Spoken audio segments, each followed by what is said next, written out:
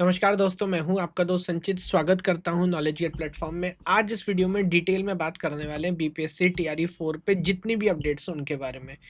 Notification controller साहब ने कहा था आ जाएगा, बट नहीं आया। कहाँ अटक गया है? बिकॉज लास्ट 3-4 दिन में बहुत सारी अपडेट्स हुई हैं।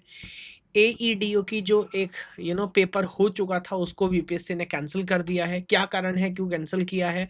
और उसकी वजह से अब जो संकट के बादल जो आ गए हैं टीआरई 4 के ऊपर भी, कि प्रीलिम्स और मेंस एग्जाम का पैटर्न ही अब चेंज करने की बात हो रही है ना। हालांकि ऑलरेडी बात बहुत खिंच गई है और एस्पिरेंट्स बहुत परेशान है। इस वीडियो में डिटेल में क्या क्या हो रहा है, बहुत सारे लोगों का मैंने पक्ष जाना है, तब ये वीडियो बना रहा हूँ। तो स्टूडेंट्स क्या कह रहे हैं, स्टूडेंट लीडर्स क्या कह रहे हैं, बीपीएससी का क्या मत है, मेरे हिसाब से क्या किया जाना चाहिए, सारे पक्षों पे बहुत डिटेल में बहुत अच्छे से चर्चा करते हैं। बात शुरू करूंगा। तो एग्जाम के बारे में तो जानते ही हैं, मैं तो नॉट बीपीएससी टीआरई 4 की फोकस बात कर रहा हूँ। बहुत प्रेस्टिजियस वैकेंसी है। ऑलरेडी 3 बार टीआरई 1 2 3 हो चुका है। 4 में ही मामला अटक गया है, बट कोई बात नहीं, है ना। ओवरऑल जो मोटा मोटा अंडरस्टैंडिंग है, नोटिफिकेशन था नहीं, बट हमें पता है कि 46,000 प्लस पोस्ट यहाँ पर आने वाली है। कंप्यूटर साइंस की स्पेसिफिकली बात करें तो 400 प्लस पोस्ट की गारंटी है, जो ऑलरेडी हमें पता है। अब प्रॉब्लम क्या हुआ कि आपको बताता हूँ। लगभग अब तो लगभग 15 दिन 20 दिन होने वाले हैं। एक जो पॉडकास्ट किया था कंट्रोलर साहब ने बीपीएससी के, जहां पर हमें बताया गया था कि मैंने इसलिए वो सेम डेट डाल के रखा है कि टेंटेटिवली 19 से 20 अप्रैल में आपको नोटिफिकेशन देखने को मिले। घबराना क्यों है, आने वाला है। आप लोग तैयारी करो, जब एग्जाम की डेट फिक्स है आप क्यों बार बार ऐसा सोचते हो। ऐसा बोला गया था, बहुत कॉन्फिडेंस था। फिर बोला गया उन 25 से 26 अप्रैल में आपकी जो है एप्लीकेशन फॉर्म आ जाएंगे। ये 2-3 प्रोसेस है, आप पहले से करके रख लो, सो दैट आपका टाइम ना वेस्ट हो। सब खुश, हम भी खुश है ना कि काम होने वाला है। बट अब हुआ क्या है ये देखिए। तो फिलहाल आज की सिचुएशन ये है। आज मैं वीडियो बना रहा हूँ, आज तारीख है 5 मई। अभी तक कोई नोटिफिकेशन नहीं आया है। और फिलहाल सिचुएशन ये है कि आने वाले 10-15 दिन, कम से कम हो सकता है 1-1.5 महीना भी, मुझे उम्मीद नहीं लग रही। उसका कारण क्या आपको बताऊंगा। अभी नोटिफिकेशन नहीं आ रहा और ना ही लग रहा है कि अभी रिसेंटली आएगा। क्या ऐसा डेवलपमेंट हो गया? तो सर, एक वैकेंसी थी, बीपीएससी ने ही एग्जाम कंडक्ट कराया था, असिस्टेंट एजुकेशन डेवलपमेंट ऑफिसर, एईडीओ का, है ना। 9 शिफ्ट में पेपर हुआ था। आई थिंक 14 अप्रैल से 21 अप्रैल के बीच में। बट हुआ क्या, एग्जाम में हुई है चीटिंग। तो बीपीएससी ने एग्जाम कर दिया कैंसिल। 32 कैंडिडेट्स के खिलाफ एफआईआर, क्रिमिनल प्रोसीडिंग, जो भी वो कर रहे करेंगे। जो संस्था थी जिसको टेंडर दिया गया था, MS Sai educate private limited, ये भी एक चर्चा का विषय है कि ये संस्था केंद्र में पहले से ब्लैकलिस्टेड थी, फिर भी बीपीएससी ने इसे क्यों चुना। और पेपर काइंड ऑफ आउट था। एआई के माध्यम से, व्हाट्सएप से, और पूरा सिंडिकेट बना के, ऐसा नहीं किसी एक दो स्टूडेंट ने, प्रॉपर गैंग लेवल पे। कुछ लोग तो बता रहे हैं 20 लाख, 25 लाख, 30 लाख, 35 लाख रुपए का रेट वहां पर चल रहा था। ऐसी बातें बताई जा रही हैं और उसके बेस पे बहुत सारे लोगों ने चीटिंग की है। और एआई का सही इस्तेमाल तो पता नहीं, बट गलत इस्तेमाल तो होना शुरू हो गया इस बार। इवन गेट का जो हमारा एग्जाम था उसमें भी बहुत सारे लोगों ने उंगलियां उठाई थी कि कुछ ना कुछ गड़बड़ हुई है, इतने नंबर नहीं आ सकते। और हालांकि बीपीएससी का कहना है कि प्रूफ नहीं हुआ। प्रूफ नहीं हो तो भैया आपने कैंसिल क्यों किया, है ना। बट ऑब्वियसली ये गड़बड़ हुई है, जिसकी वजह से ये पेपर गड़बड़ हो गया, कैंसिल कर दिया गया। खैर, हमें इससे क्या लेना देना है? लेना देना इसलिए है क्योंकि बीपीएससी ने अब समाधान ये निकाला। उनका कहना है कि भाई, अगर ये चीटिंग रोकनी है तो अब बात सिर्फ एईडीओ की नहीं है। इन जनरल बीपीएससी जो भी एग्जाम कंडक्ट करेगा वो 2 टीयर में होने वाले हैं। एक प्रीलिम्स होगा, पीटी जिसे हम बोलते हैं, प्रीलिम्स टेस्ट होगा, और उसके बाद मेंस होगा, है ना। और अब ये बात एईडीओ पे नहीं, ये बात टीआरई 4 पे भी लागू होने वाली है, ऐसा बताया जा रहा है। कि बीपीएससी ऑलरेडी सरकार के पास ये प्रस्ताव भेज चुका है, बिहार सरकार के पास। उनका नोट ऑफ अप्रूवल मिलता है तो टीआरई 4 में भी आपको ये 2 टीयर सिस्टम देखने के लिए मिल सकता है। अब इसमें बीपीएससी के क्या मत है, क्यों सरकार ऐसा सोच रही है, पहले इस पे एक बार आराम से सुन लेते हैं, कोई बात नहीं। तो पहली बात यह है कि जब कोई भी एग्जाम 2 टीयर में होता है तो रिलेटिवली उसमें चीटिंग करना है, चीटिंग करवाना, दोनों ही काम मुश्किल हो जाते हैं। ये बात तो ठीक है, क्योंकि एक पेपर में चीटिंग कराना या करना रिलेटिवली आसान है, बट 2 पेपर में करना, दोनों स्टेजेस पास करना चीटिंग के दम पे, ये रिलेटिवली मुश्किल हो जाता है, ऐसा बीपीएससी का कहना है। मेरा क्या मानना है वो भी बताऊंगा। दूसरा, शॉर्ट लिस्टिंग की, अगेन जब हम प्रीलिम्स एग्जाम ले लेंगे, उसके बाद 5 गुना है, 10 गुना कैंडिडेट मान लीजिए, अगर सीएस की बात करें, मान लेते हैं 500 वैकेंसी आती है तो 5000 कैंडिडेट 10 गुना के हिसाब से या 20 गुना के हिसाब से मान लेते हैं 10,000 कैंडिडेट हम शॉर्टलिस्ट कर लेंगे। उसके बाद जो फाइनल मेंस एग्जाम होगा वो लिमिटेड सेंटर्स में होगा, उनकी सिक्योरिटी करना, बड़े शहर में एग्जाम कंडक्ट कराएंगे तो रिलेटिवली बेटर है। अब क्योंकि छोटे सेंटर में होगा तो उसकी सीसीटीवी या बायोमेट्रिक या जो भी एडमिनिस्ट्रेटिव कंट्रोल है, सिक्योरिटी डिप्लॉय करना है, जैमर लगाना है, स्ट्रांग मॉनिटरिंग करनी है, जो भी करना है हम वो कर सकते हैं और यही तरीका है जो आने वाले साल में काम करेगा। इस वजह से बीपीएससी का कहना है कि प्रीलिम्स और मेंस 2 टियर में पेपर होगा और हमें टीआरई पे भी ऐसा चाहिए। ये एक पक्ष हुआ। अब दूसरा पक्ष है विद्यार्थियों का, एस्पिरेंट्स का, कुछ हद तक मेरा भी, मैं बताता हूँ क्या-क्या है। पहली बात तो ये है कि ये जो आपको, पहली बात, अगर ये एक्सपेरिमेंट करना भी है लॉन्ग रन में तो आप कर सकते हैं आने वाली वैकेंसीज़ पे, लेकिन वो वैकेंसी जिसका नोटिफ़िकेशन जस्ट आने वाला था, आप खुद, आपके अधिकारी खुद बोल चुके हैं, उसको अब बीच में लटका के 2 फेज़ में लेके जाना, ऑलरेडी 2 ढाई साल हो चुके हैं, एस्पिरेंट परेशान है, इस बात का कोई लॉजिक नहीं है। आपको करना, आप टीआरई 5 से करिए, 6 से करिए, 7 पे करिए, जिस पे करना है करिए, टीआरई 4 वालों को बख्श दीजिए, हमें आगे लेके चलिए, हमारा नोटिफ़िकेशन दीजिए, पेपर लीजिए, बात खत्म करिए। दूसरी बात, जब हम टीचिंग एस्पिरेंट्स की बात करते हैं, टीचिंग जॉब की बात कर रहे हैं, अब यहाँ पे आप समझिए, आप डेप्यूटी कलेक्टर, मतलब जो पीसीएस ग्रेड की जॉब्स हैं उनके लिए आप रिक्रूटमेंट नहीं कर रहे, टीचिंग एग्जाम के लिए कर रहे हैं।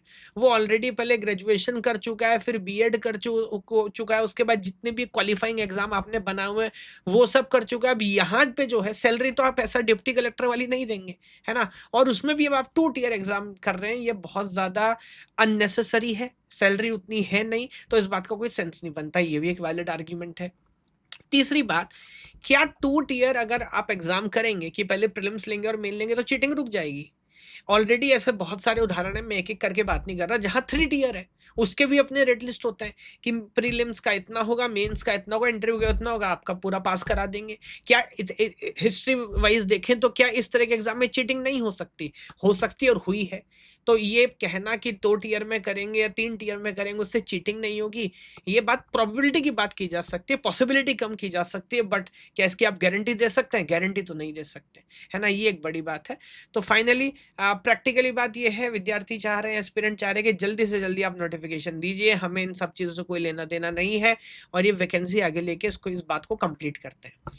अब मेरे को क्या लगता है ना, क्या चीज़ें हैं? देखिए, पहली बात, एज अ एस्पिरेंट क्या हमें अपनी आवाज़ उठानी है? हमें अपनी आवाज़ उठानी है और मैं भी इसमें आपके साथ हूँ, है ना? अगर मुझसे कुछ बन पड़ेगा तो भी मैं करूँगा, सोशल मीडिया के माध्यम से। ये वीडियो भी उसी का एक हिस्सा है, चाहे सोशल मीडिया है, यूट्यूब है, ट्विटर है, एक्स है, जितनी सारी चीज़ें हैं। पीसफुल प्रोटेस्ट करना अगर फिजिकली आपके लिए पॉसिबल है, क्योंकि अभी जैसे मैं सुनने में आ रहा है कि 8 मई को एक बड़ा प्रोटेस्ट भी कॉल किया जा रहा है पटना के अंदर। अगर वहाँ पर भी आप जा सकते हो तो जाना चाहिए, बट शांतिपूर्ण, वहाँ जाके कोई हुड़दंग नहीं करना, कोई दंगा नहीं करना, किसी का नुकसान नहीं करना, है ना? अपनी मर्यादा में रह के जो किया जाना चाहिए वो आपको करना है, पॉइंट नंबर 1। पॉइंट नंबर 2, दूसरी बात जो आपको समझनी है कि जब भी ये होगा, जब भी ये कहानी आगे बढ़ेगी, एग्जाम होगा, अब वो सिंगल एग्जाम होगा कि डबल एग्जाम होगा, सर समझना ही है कि एग्जाम तो नॉलेज के बेस पे होगा। तो दूसरी बात जो मैं आपको याद दिला रहा हूँ, आपको पढ़ना है। जब तक आप नहीं पढ़ेंगे तब तक चीज़ें गड़बड़ ही चलती रहेंगी, क्योंकि कभी-कभी क्या होता है, हम इन सारी चीज़ों में लगे रहते हैं, बाद में वैकेंसी ही खाली चली गई, है ना? और अब तो मैं इतने सारे एग्ज़ाम देख रहा हूँ कि मिनिमम क्वालिफ़िकेशन जो चाहिए, अभी यूपी में यूपीएलटी ग्रेड में वही हो रहा है, लगभग हर ब्रांच के अंदर, कि मिनिमम पासिंग मार्क्स भी कैंडिडेट्स नहीं ला पा रहे हैं, है ना? तो ये एक बड़ी प्रॉब्लम है। तो मेरे को लगता है जब नॉलेज आपको होगी तो फॉर्मेट से फ़र्क नहीं पड़ेगा, हमारे हाथ में भी नहीं है ना, जो होना है वो होगा। तो अगर प्रीलिम्स मेंस हो रहा है, सिंगल एग्जाम हो रहा है, 3 टियर में हो रहा है, भैया जितने में हो रहा है, सब्जेक्टिव होगा, ऑब्जेक्टिव होगा, इसमें भी बात है, जैसा भी होगा हम तैयार हैं सर, आप हमारा पेपर ले लीजिए, हमें कोई दिक्कत नहीं। वो होगा कब? जब आप कंसिस्टेंटली पढ़ाई करते रहेंगे। एक तीसरी बात जो मैं आप सबको याद दिला रहा हूँ, क्योंकि मैं देख रहा था यूट्यूब पे बहुत सारे लोग बात कर रहे हैं कि अभी मेंस होगा तो उसके लिए बाद में आपको अलग से बैच लेना पड़ेगा। हमारे पास जितने स्टूडेंट्स एनरोल्ड हैं या आगे करेंगे भी, पेपर 1 टियर में हो, 2 टियर में हो, 3 टियर में हो, आपको किसी को कोई दोबारा फीस नहीं देनी है। मेरे जितने स्टूडेंट्स बैच के अंदर हैं वो जानते हैं। इवन आप किसी बैच में तो अगले बैच के लिए और फर्दर डिस्काउंट भी देते हैं, अगर कोई और एग्जाम की प्रिपरेशन करना चाह रहे हैं, है ना? तो ये एक मोटा-मोटा अंडरस्टैंडिंग है, आपको काम करते रहना है, पढ़ाई करते रहनी है, जो होना है वो होगा। मेरे को फिर भी इसमें ऐसा लगता है, अगर मैं अपना पॉइंट ऑफ व्यू रखूं, तो होना ये चाहिए कि मेरे को लगता है बीपीएससी ये जल्दबाजी कर रहा है कि टीआरई 4 वालों पे एक्सपेरिमेंट किया जाए। हालांकि लॉन्ग टर्म में मुझे लगता है 0% की बात नहीं की जा सकती, क्या चीटिंग बिल्कुल चली जाएगी, लेकिन मेरे को लगता है ये बात ठीक है कि 2 टियर में एग्ज़ाम होगा तो लॉन्ग टर्म में विद्यार्थियों को ही फ़ायदा है, बट ये आने वाले एग्ज़ाम में आप करिए। यहाँ पे बच्चा ऑलरेडी बहुत फ्रस्ट्रेट है, उसको दोबारा और परेशान मत करिए। आइडिया अच्छा है, आप प्रीलिम्स लीजिए, मेंस लीजिए, अच्छी सुरक्षा के अंदर लीजिए, क्योंकि अगर चीटिंग नहीं होती है तो भी जो अच्छा एस्पिरेंट है, उसी का फ़ायदा हो रहा होता है। वो भी तो गड़बड़ है ना। अब ये देखिए, ये जो वैकेंसी थी जिसमें चीटिंग हुई है, असिस्टेंट एजुकेशन डेवलपमेंट ऑफिसर, जब डेवलपमेंट ऑफिसर ही चीटिंग वाले आएँगे, तो क्या एजुकेशन चलेगी और क्या उसका डेवलपमेंट चलेगा, है ना? तो ये सारी बात भी वाजिब है। बाकी हमारा कोर्स चल रहा है। लगातार उसके अंदर मैं टेल मी एनीथिंग सेशन भी लगा रहा हूँ, कंटेंट भी हम अपडेट कर रहे हैं, तो उसको आप चेकआउट कर सकते हैं। बाकी जो हमारा टीचिंग रिक्रूटमेंट बंडल है, जितने भी कोर्स हमारे टीचिंग से रिलेटेड है, वो सब इसके अंदर है, और आने वाले 1 साल के अंदर जब भी आप जॉइन करते हैं, जो फर्दर कोर्सेज़ हम लॉन्च करते हैं, वो भी इसके अंदर आ रहे होते हैं, उसको आप जॉइन कर सकते हैं। बाकी आप देख सकते हैं शेड्यूल जो हम चला रहे हैं, एकेडमिक कैलेंडर अभी सितंबर के हिसाब से चला रहे हैं, बाकी जो भगवान जानता है ना? जब पेपर होना होगा, भगवान क्या बीपीएससी जानता है ना? जब पेपर होना होगा तब होगा, उसकी तैयारी हम कर सकते हैं। आप देखेंगे तो हमारे पास गोल स्लाइडर है, जहाँ पर आप अपने प्रिपरेशन के हिसाब से, अपनी कैटेगरी के हिसाब से इंपॉर्टेंट टॉपिक्स शॉर्टलिस्ट कर सकते हैं, उस पे काम कर सकते हैं। एआई को यूज़ करके सारे फीचर्स हमने बनाए। हर टॉपिक के अंदर बेस्ड ऑन पीवाईक्यू आपको इस तरह से परसेंटेज दिखती है, सब्जेक्ट में, टॉपिक में, सब टॉपिक में क्या इंपॉर्टेंट है, क्या करना है, क्या छोड़ना है। उसके बाद ऐसा नहीं सिर्फ वीडियो वीडियो देख लिया, तैयारी हो गई, पेपर में क्वेश्चन सॉल्व नहीं हुआ। तो प्लान पूरा ऐसे है, फ्लो ऑफ स्टडी ऐसे है कि आप वीडियो देखते हैं, तुरंत क्वेश्चन सॉल्व करते हैं, टेस्ट लिखते हैं, एक ओवरऑल अंडरस्टैंडिंग आपकी डेवलप होती है, हम स्कोर आपको देते हैं, जिससे आपको पता लगता है टॉपिक में आपकी तैयारी कैसे चल रही है ना? अगर हर कोर्स के अंदर आपको लीडर बोर्ड दिखेगा, फिलहाल मेरी बीपीएससी के अंदर क्या रैंक चल रही है, बेस्ड ऑन मैंने कितनी वीडियो देखी, कितने क्वेश्चन सॉल्व किए, कितने टेस्ट लिखे, प्रैक्टिस क्वेश्चन कितने सॉल्व किए, कंसिस्टेंट कितना हो। 4 दिन नहीं पढ़ोगे तो आपको दिक्कत हो जाएगी कि यार मेरी रैंक खराब हो रही है, भाई मेरे को पढ़ना है, वरना मेरी तैयारी खराब हो जाएगी। तो कंटिन्यूस मोटिवेशन आपको यहाँ पर मिलेगा। हर यूनिट में हम आपको इंडिविजुअल स्कोर देते हैं, डेटा स्ट्रक्चर में कैसा चल रहा है, एल्गो में कैसा चल रहा है, टॉपिक बाय टॉपिक वो कर रहे हैं, तो सब कुछ एआई बेस्ड हम काम कर रहे हैं, बहुत समय से कर रहे हैं।